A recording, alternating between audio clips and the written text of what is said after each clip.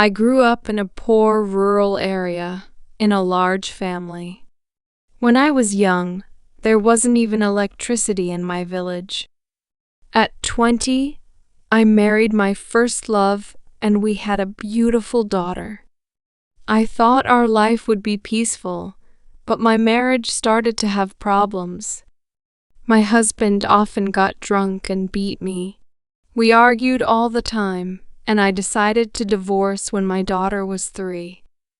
I was only 23, a single mother at such a young age, while my peers were just graduating from university. A year later, I started dating a mixed-race man who lived abroad. After a short time, we got married and had a daughter together. I moved with him to a rural area in France, and my family was very happy for me, because I finally found a peaceful place. But happiness didn't last long. My second husband became very possessive.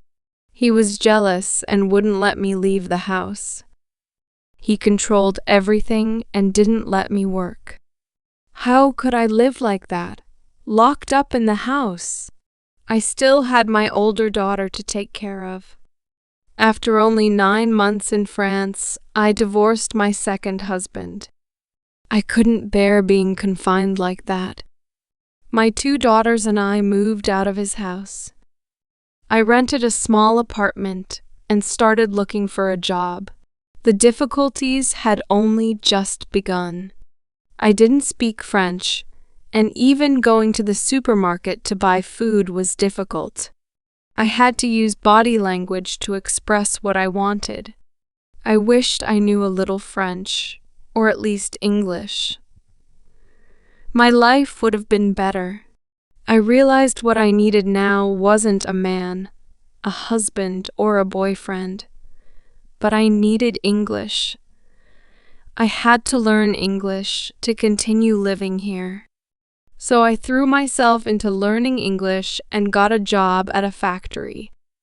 My life started to stabilize, and I could say a few basic words to the locals.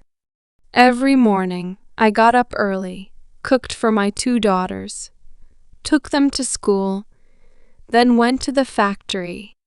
In the afternoon, I picked up the kids, cooked, rested a little, and then went to bed.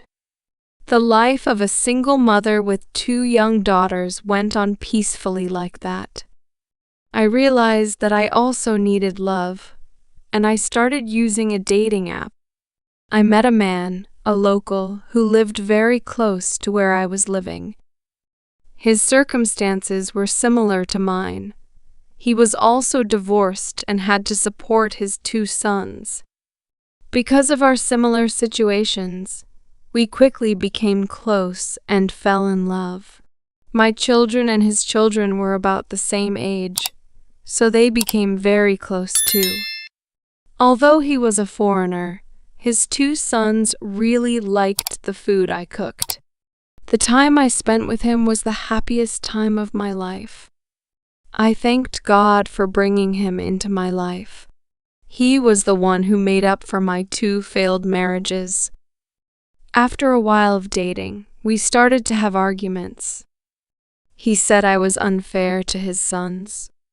He said that when we grilled chicken, I gave the chicken legs, the best part, to my 2 daughters, and his sons didn't get any. I was very surprised that he was angry with me about this, but honestly, I did love his 2 sons very much. But I had to prioritize my own children first. Besides, the money to buy the food was my money. Then the arguments started to happen more often, mainly about money. Soon after, he broke up with me. I was very sad.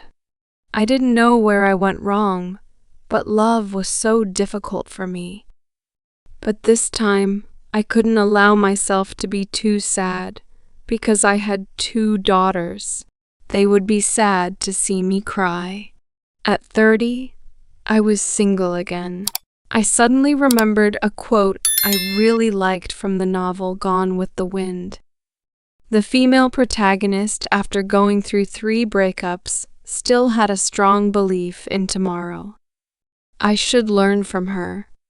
No matter what happened yesterday, I still had tomorrow.